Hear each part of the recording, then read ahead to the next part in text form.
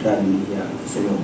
I'm a human rights defender. I was arrested because of trying to educate the Kenyans about their rights, their role as citizens of Kenya. And I'm very much disturbed by what is happening in this country. Very much disturbed. I'm a hawker in the system.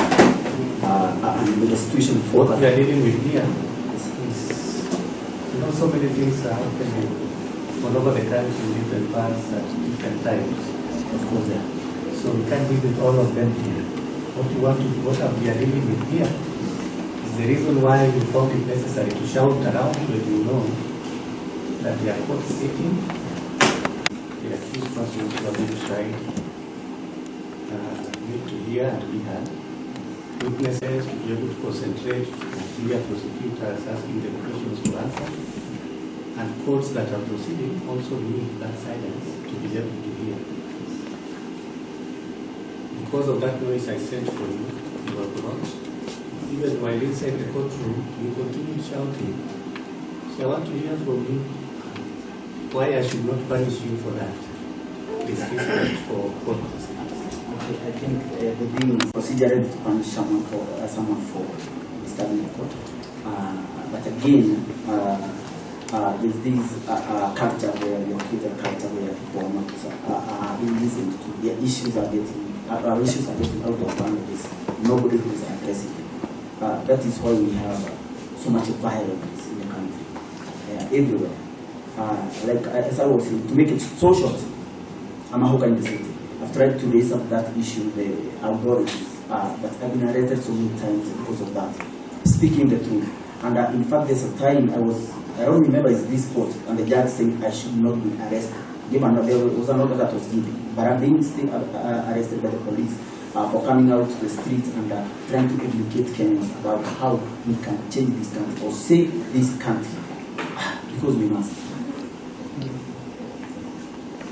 And I believe each and every one of us, including me, has got a duty, a responsibility to stand up and save this country. Because we are losing so many lives. And politicians are politicking. And I think these are the people we call leaders. They have a duty to serve the people and not to fight with one another. When they fight with one another, the country becomes lawless. And we are living in a lawless country.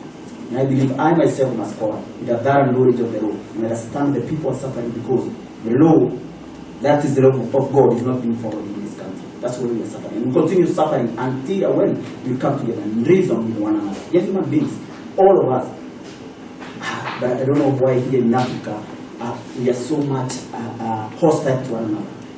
There's so much animosity towards one another.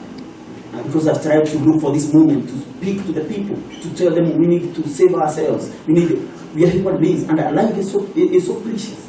Every life is so precious. It's sacred. All life is sacred.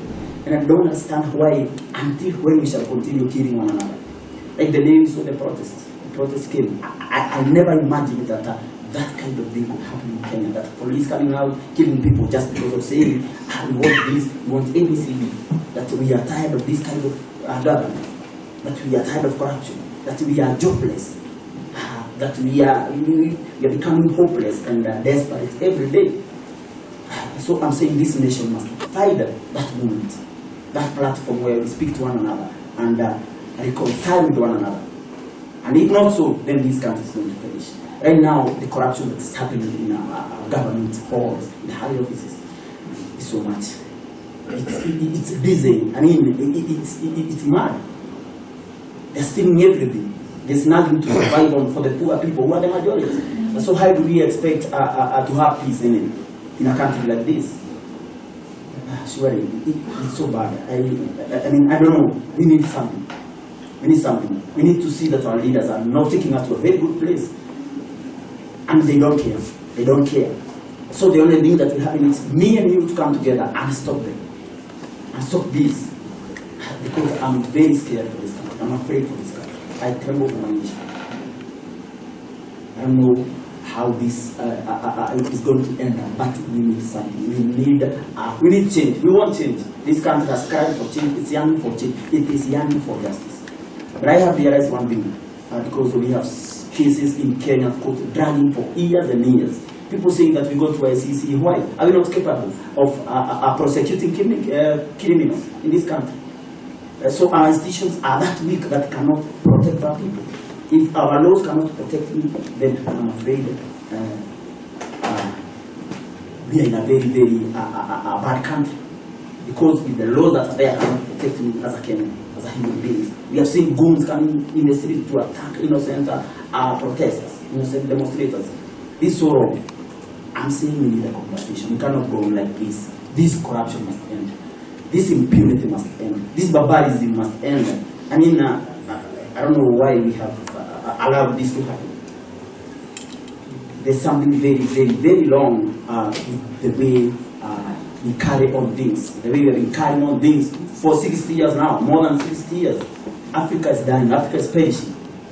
And I'm telling you this as a man of God. I've seen, I have observed, I've tried to call the people together, to come together. Let us reason. The Bible says, come, let us now reason. Come, let us now link together. And we have brains. God gave us brains, so we need to come together, my people, and question. You know, we've been trained not to question beings for all these years, and it's wrong. As well, in the same way, either direct or indirect.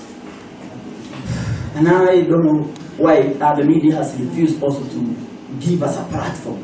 I feel so sad because I've been in the street for like more than 10 years now, but nobody has come ever asking me, what message are you trying to pass? And this message I'm trying to pass is, unless this country addresses the issue of poverty, the poverty of the majority, this country is going to completely perish. I mean, completely destroyed. And we shall be judged for that. History will judge us, future generations will put them in our memory.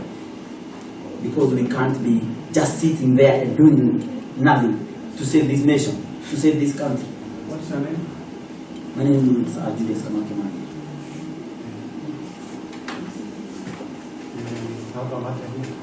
Yeah, I had a matter here that has been driving here. I was still arrested for, they call it creating disturbance. But I was arrested in the streets because of the protest, you see. So the matter has been driving for like more than 1 year now. And I'm getting wearied out, you know, coming to court every time. And the matter is still there. And nothing is happening. Sorry for cutting you short. I see there's a matter which has also been brought to me from court number 10. But I believe we need to ask you that once I'm done with the issue we are dealing with now. The clock will take you back to the morning today. Will you repeat the same thing? Which what I said? The shouting. The shouting. No, you know, I'm shouting because there's no structures to address our issues. That's why people say you are mad. I'm not mad. I'm being saying. No, you haven't said you're mad. People have me through that. Always when I'm going out there, people look at me and see, okay, I'm out of my mind. I mean, I want to bring this to an end. Because I think I'm giving enough time to respond to whatever I wanted you to respond to. See, everybody who comes here has rights. Yes. Every person who comes within the court premises has that right. Yes, it does.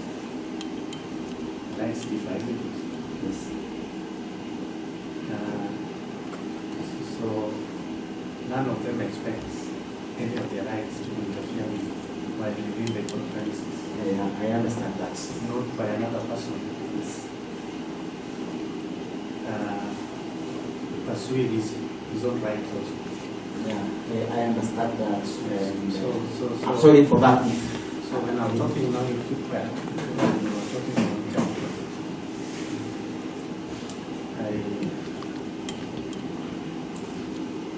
we have to stop you from interfering with court proceedings. And I don't see a reason for punishing you for your conduct. Other than caution. Yeah, thank you so much. And if you feel like shouting, the energy is yours, isn't it? The right is also yours. But choose the right forum where there's minimal damage done to other people. So See, now we have to stop the court. Now we are doing what we are doing now. We do some other things. Yeah. Yeah. Try to be sensitive and get to know where you are. Because if you bring everything to a standstill, it doesn't help much. Sometimes when you see cameras, you get motivated. I hope I'm not motivated by your cameras. Yeah, but I'm starting to get scenes for the media, but really, we are doing more damage than good. But I also go to the justice when they are not convinced. So now, I hope we are communicating.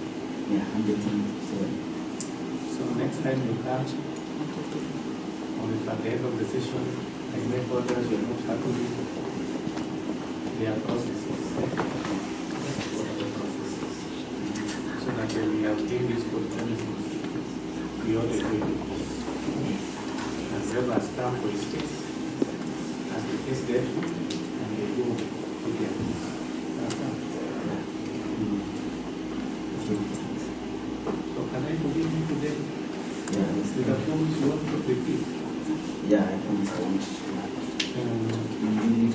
I hope my message is at least has some the sanity of Kenya is so big, Nairobi is so big, you can even move to go back.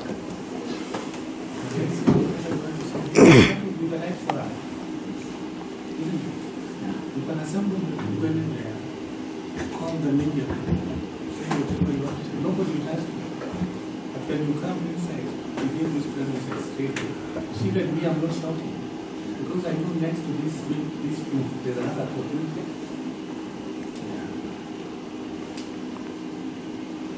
So can we close this one? We leave with your case?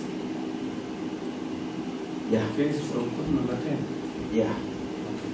You can go. Criminal.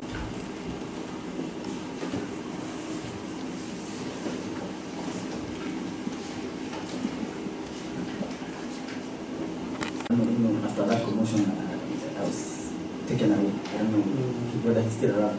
But I don't know what's happening. I don't know whether he's going on.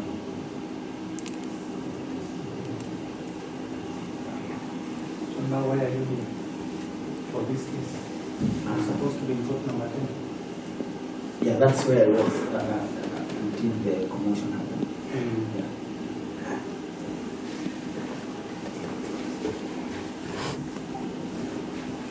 So what do you do? So I don't know where the case is in Mars, but it was supposed to be a hearing, as the lawyer told me. I don't know whether I don't know where it has reached in terms of being applicable for me in the case.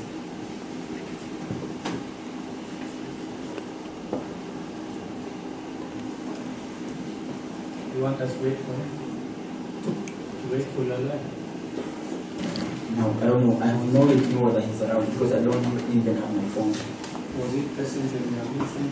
Yeah, he was present. He was present.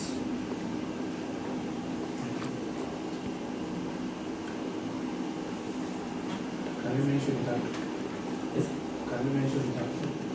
It is? Is it possible for you to ask him to be here? Two. I can reach him on the phone and see whether he can. So the person assigned ask him to be here. Okay. Sasa. Sasa. The issue of placemaking, they are done with it. Yeah. You were out on bond in this one. Yeah, I was out on board. So they are doing your thing. Unless you want them to carry you on. I don't know if it happened, but what I've said, we have serious issues. How does it feel to be carried? I've come used to it. I'm not afraid. Them carrying you at the end. Yeah. So you come back. Okay. Thank you so much. You're welcome.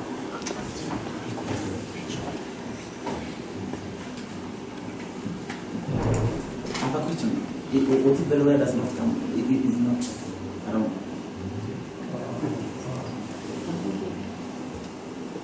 There are many options. We'll discuss with you. Thank you.